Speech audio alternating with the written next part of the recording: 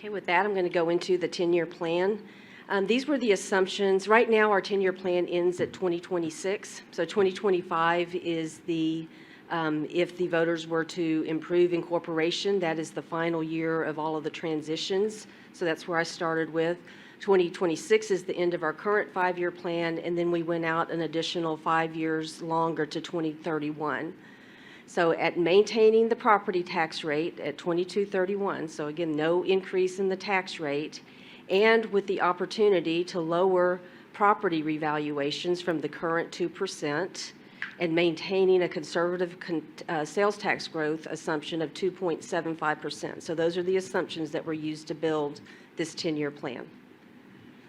I want to talk about what when I talk about the property revaluation, because I've seen a lot of information out there, so I want to clarify what that means in terms of the difference between a 1% and a 2% revaluation. So 1% has long been accepted as based on prior criteria, what we would do. The new data over the most recent couple years supported a 2% revaluation, and on an average value home, the difference between 1% and 2% is $10 on an annual basis, or 83.3 cents monthly. So again, I know when some people just hear it's 2% and all that type of stuff, I just want to put that into perspective of what that means. And again, $10 on an annual basis on an average value home of $459,000. So when we put all of the different components together, operating revenues are shown here on the blue line, and operating expenses are shown in the red line. And it's always important to have a gap between those two line items, because obviously you would not want expenses exceeding revenues. And additionally, what the township uses that gap in funding for is to fund our reserves, to fund our operating and our capital replacement reserves.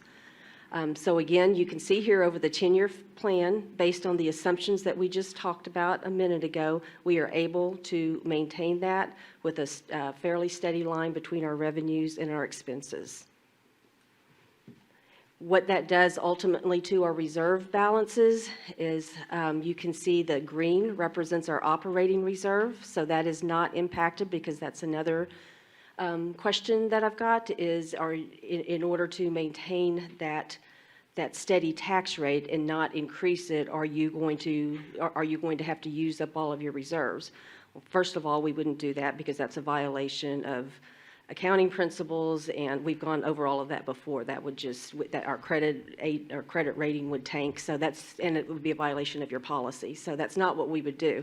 But you can see here that the operating reserve maintains its minimum balance of 20% of general fund operating expenses, and in fact has additional capacity. Our capital replacement reserve, again, out there at the end of 10 years, we have additional capacity there than what is required per our reserve study. Of course, we don't touch our non-discretionary reserves, because they are, for the most part, legally constrained. And then at the end of that, we also have capacity in what is represented in the blue there, which is our undesignated fund balance. And you can see that that grows throughout the 10-year plan. It doesn't decrease; it actually grows.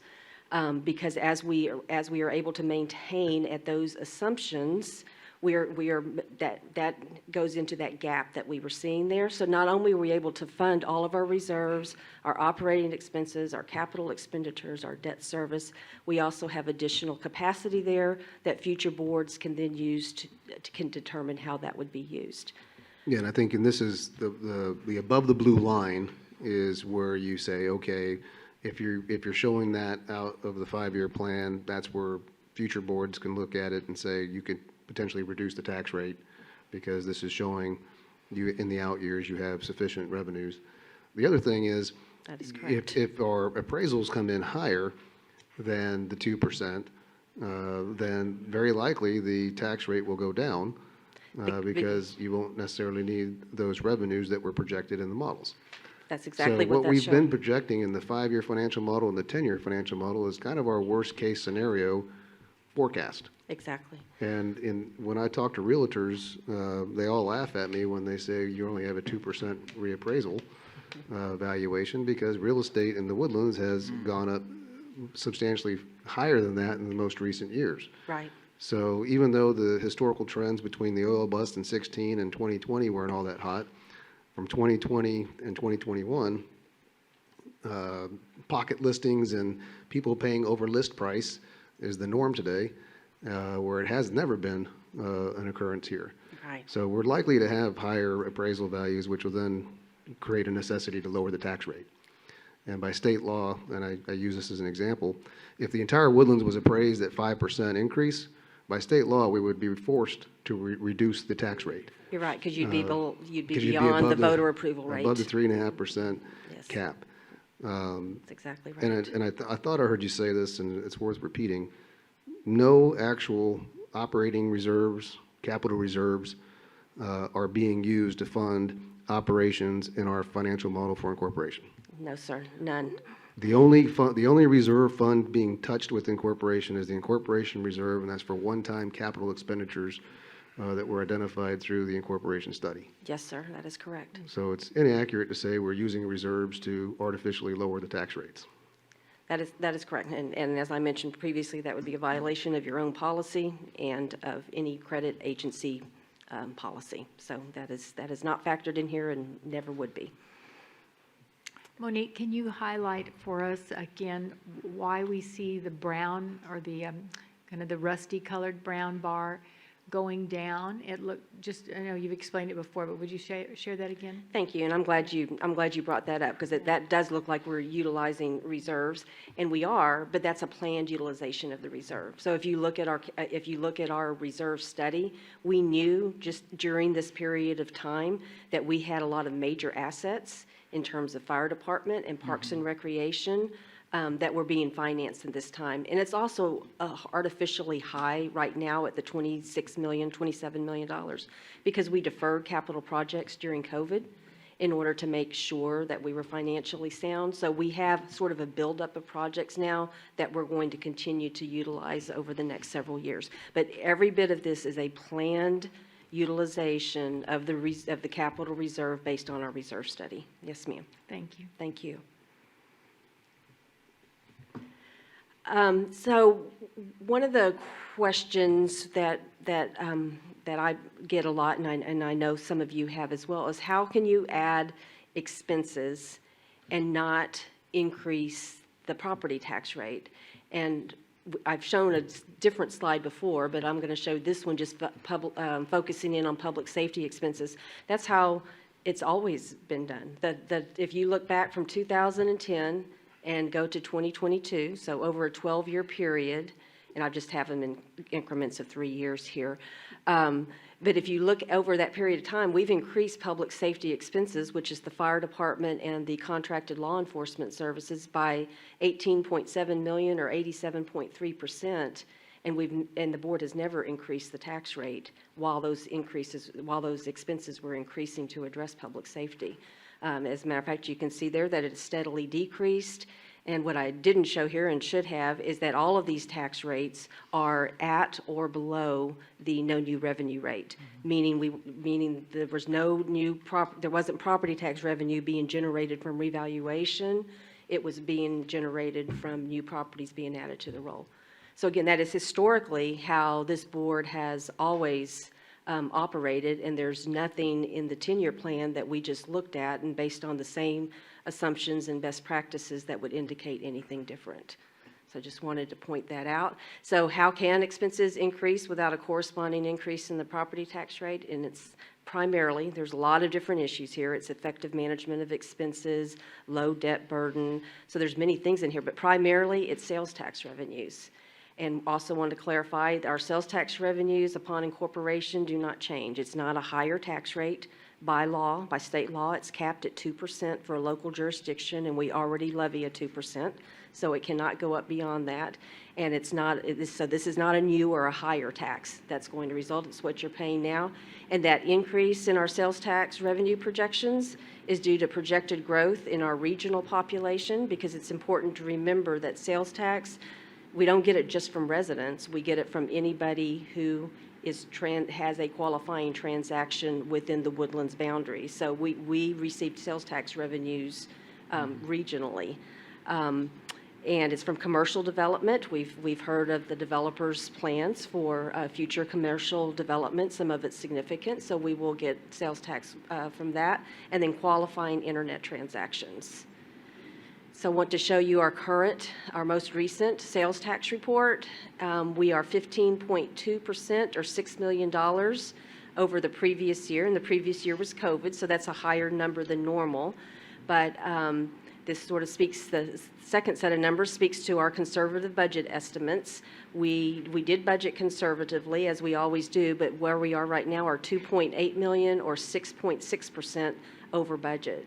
So already going into the next year and the 5-year plan, we've already increased our base sales tax beyond our conservative estimates. So that's just additional money, sources of revenue that will be available. This is just, I've shown this before, but again, just because sales tax is so important, and it's important to understand what an important role that plays in the finances of the township. We only rely on property tax revenue for 36% of our revenue sources. Most of the rest of it comes from sales tax and parks and recreation fees and grants. But here we are very diversified, which also is important, that we don't rely, I mean, obviously retail trade is our largest piece, but it makes up 50%, but we're very diversified, and we are seeing growth patterns in every single one of these business sectors. And then I spoke about sales tax from internet transaction. This is where we have seen our most of our growth, and we are forecasted this year to increase by 25.1%. As we see improvements in the economy and as the sales tax rules have changed from the comptroller. But that number's much more significant than that, Monique, because it's $4 million that we wouldn't have. Exactly. $4.4 million we would not have. That's right. And so it's not just a 25% year-over-year increase. It's a massive increase in the total amount of sales taxes that we're collecting. That is, yes, sir. Thank you for clarifying that. And if you look at the state comptroller report, looking for the state of Texas and by region, including ours, they're projecting that that's going to continue to increase. I know there's a new law that changes in October that deals with manufacturer sales tax collections from internet sales. When do you think we'll get an idea of the impact of that to our community on lost sales tax or gains in sales tax? That part of the rule it was implemented on October 1st, and they ended up deferring a part of the rule until next year, although we have not heard a date yet. So we will get some information by the first quarter of next year, and then we'll have to wait on the implementation for the rest of it. But certainly within the next year, we will see those new rules kick in, and will generate additional revenue. Which we didn't project. Which actually we didn't, because there just wasn't enough data to make an accurate projection. On the conservative side, we did not build that into our revenue projections. And nothing in our financial model is using revenues that couldn't be identified. Oh, no, sir. So even though we would have potentially additional state and federal grant money coming in, that's not being utilized in this financial model. No, sir. Okay. I'll be glad to answer any other questions. Any other questions for Monique? I do have one. I've had a number of individuals ask me the last couple of weeks, something that I think several years ago we brought up during our budget meetings, the Homestead Exemption. Can you address that? Some of the MUDs, the county, and have been asked why we don't do that. Okay, glad to. We have looked at that several times over the past 5 or 6 years, and there's different approaches to that. So a homestead exemption, just so everybody is aware, is a voluntary, the one that we're talking about is a voluntary exemption that can be enacted by a local governing unit up to 20% of, which would reduce the value of your taxable value up to 20%. What the township board, and we showed this analysis a couple of years ago, instead of enacting doing the 20% homestead exemption, the board has continued to lower the tax rate to the no new revenue rate. And we showed where that was better off for all taxpayers.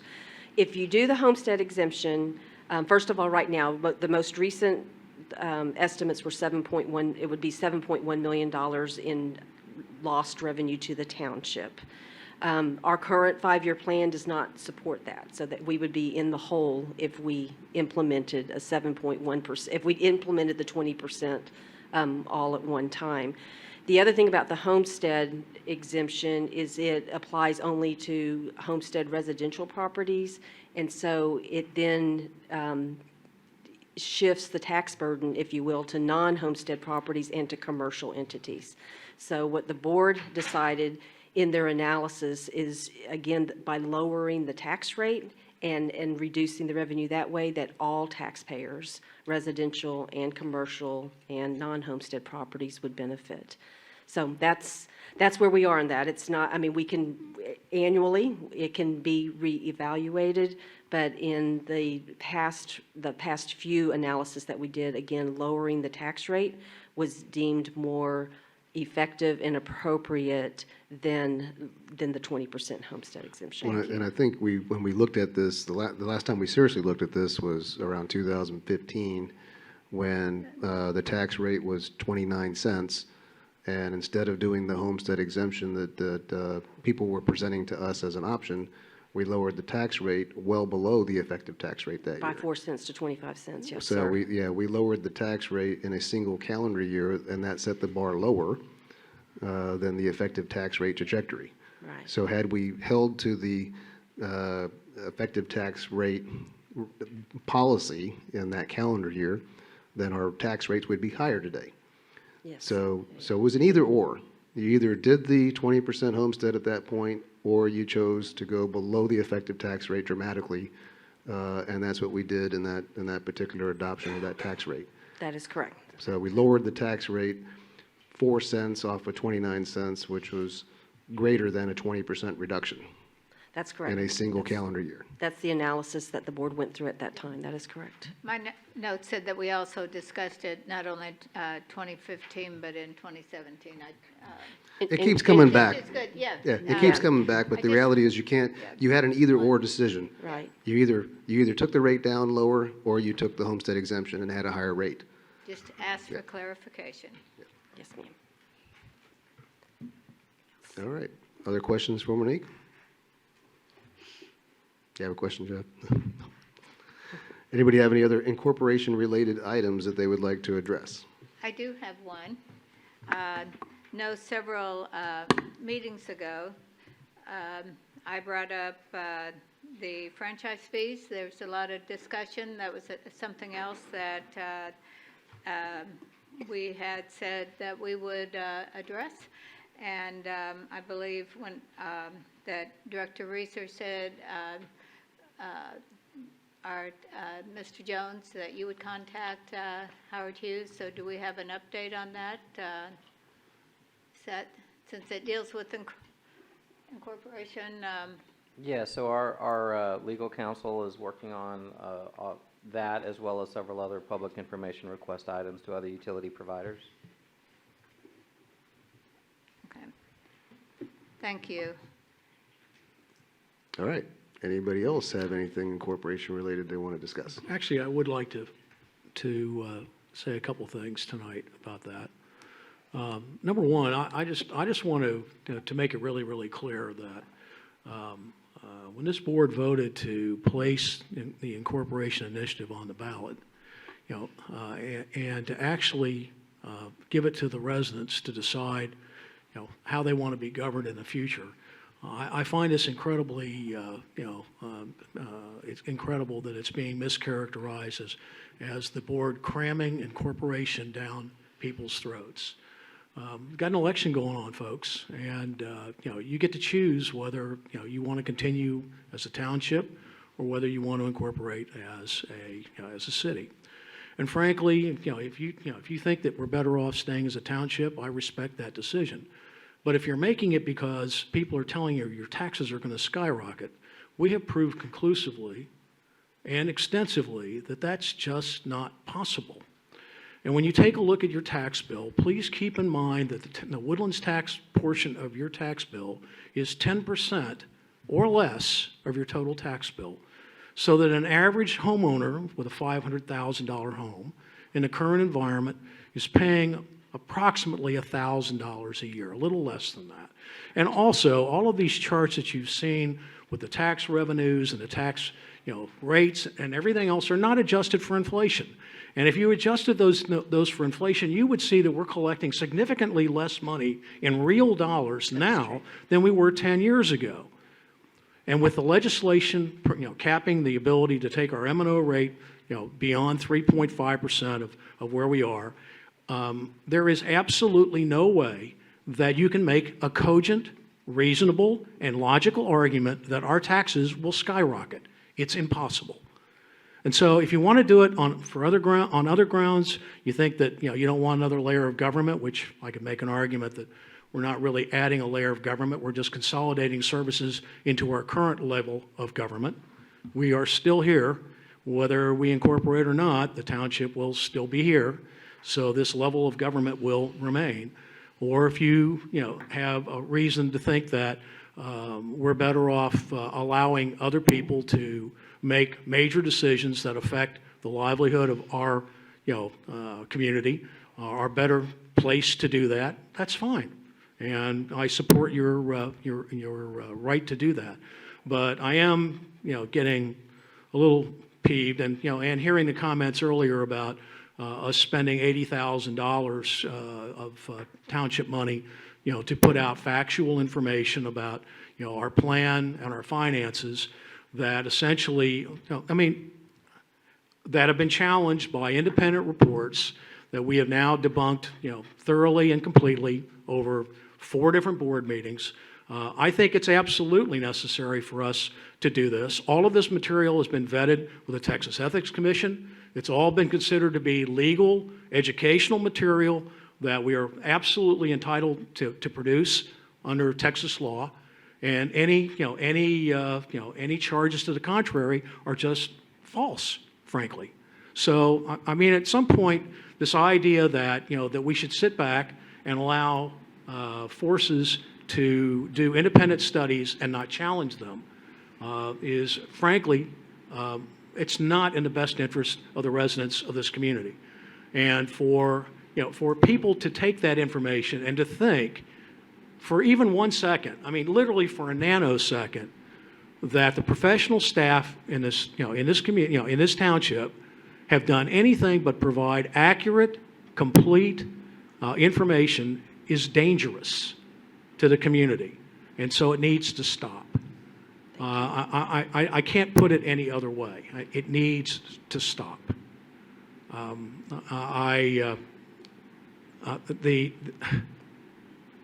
If we incorporate, our government's not going to change. We're not going to have, Sylvester Turner, mayor of the Woodlands. We are incorporating as a general law city that will continue to have the professional staff: Jeff Jones, John Powers, Monique Sharp, Karen Dempsey. All of the professionals that have successfully run this township for a long, long time will still be in charge. And in fact, that form of government is described in TML as being most like a corporation, because what you have is an advisory board. We do not run the township. We don't. All we do is to help set the vision and to guide the professional staff in the tasks that they perform every year. And frankly, I don't know that if there's a better run governmental unit anywhere in Texas. And if you haven't got one in Texas, you probably don't have one anywhere. So I just want to say again, thank you to the professional staff. I know it's been a pretty trying time for the last few weeks, but thank you for what you're doing. And once again, I just want to make it absolutely clear that any charges that the professional staff of the township have done anything that that would be under the direction of any of the board members to do anything that they're uncomfortable with, is simply not true. Correct. Thank you. Thank you, Bruce, and I can reiterate that is true. I think anytime any communication piece ever was mentioned to me, my answer has always been, I'm going to defer to staff. You guys vet it. We have ethics, familiar attorneys that review every single piece of literature, every word, every script before a video is cut to make sure that it's factual and educational in nature. And some of the criticisms that we received early on is there hasn't been enough education to the community. And then it's interesting when the education of the community starts being produced, it gets attacked as propaganda. The vast majority, to Director Reeser's point, we sent to the Texas Ethics Commission in advance of ever using it. And so they're the ones who decide what's propaganda versus educational, and they're telling us it's educational, and that's what we're charged to do. A governing body can't put on a ballot initiative and not provide public education and use every means possible to make sure that we reach 118,000 people in a community worth $24 billion. And so $80,000 is maybe inadequate to communicate to this population when you put it in perspective. So our staff is not going to do anything that doesn't get attorney approval prior to being distributed. And none of our board members have access to any of our social media page. I can't post there, just so you know. I don't even know how to get to it on the back channel. So appreciate those comments. I did have a question about the homestead exemption, because with the new 3.5% cap, would it be fair to say if you put that in, if you put in a 20% homestead exemption, you lose $7 million in annual revenue, you don't get a credit against the cap. No, sir. So you would immediately you'd immediately have to have a ballot initiative to raise the tax rate to cover the $7 million gap. Yes. I mean, it's a circular conversation. Right. If you don't have $7 million in recurring revenue to cover a 20% homestead exemption, and you're limited by state law to a 3.5% property tax increase for the M&O portion, it is fiscally impossible to implement a homestead exemption. You either have to cut services or raise the tax rate. That's right. So we had 1 year this was possible, and Right. that was 2015. Irregardless if we looked at it again in 17, that was the only year we had a fiscal possibility of doing one or the other. Right. And we did choose the lower tax rate, substantially below the effective rate. Yes, sir. In actual fact, if I remember the conversation correctly, after we talked about this a couple of years ago, we sat here and said, well, if people are criticizing us for the tax rate being too high, we actually would have been more favorable in leaving the tax rate where it was and taking the 20%, giving the 20% homestead exemption. The board would have been better off. We would have had more room to maneuver. So in actual fact, this board has in the 5 years I've been on it, every single budget, we've always been at or below the effective tax rate. Right. And I mean, I don't know how you can do better than that when you see a tax base that is starting to stagnate. Right. A property tax base that is starting to stagnate. Yes, sir. I mean, I think people either haven't paid attention, but for example, the county granted a 20% homestead exemption, and if I remember right, they lowered the tax rate by 1/10 of 1 cent, and that was a huge, highly touted accomplishment. We've taken a tax rate down 10 cents on a much smaller scale. We've taken we've basically taken 33% of our tax rate out. Right. Yep. Who did a better job? All right. I have a question. Yes. For Ms. Sharp. First of all, I want to say that people don't pay attention because they trust this organization to do such a good job. Amen. So they really don't have to because they trust you. You've proven your excellence over the last many, many years. So I think that's why. But the question I have is, I think it was the last time you were here, Ms. Sharp, I asked you whether Howard Hughes had actually come to you at any point during the time when they we're hiring these outside consultants from Houston to pick apart the Novak consulting group, that is the Incorporation consultant, on law enforcement or the financial model. So there were two different outside critiques that came up. Right. And I believe you said that nobody had reached out to you at that point. However, since that time has passed, I guess a month maybe, has anybody from Howard Hughes reached out to you to ask you to make any changes or explain why they're so aggressive there? One of the consultants from the law enforcement, the one that focused, I guess, on the financial piece, did call and leave me a message and asked to return his call, which I did return his. I think he left it on a Friday. I returned his call either on a Monday or Tuesday, but I have not heard back. So that's where we are with that. I think it's an important part because, literature is still being handed out asserting $27 million is not funded in our law enforcement, Right. which we've, over a month ago, proven that it is. Right. And, it is disappointing because people who don't do their own research believe that somehow we missed funding public safety by, that large margin. And in fact, we actually had more funding than either consultant recommended. That is absolutely correct and provable within our budget documents.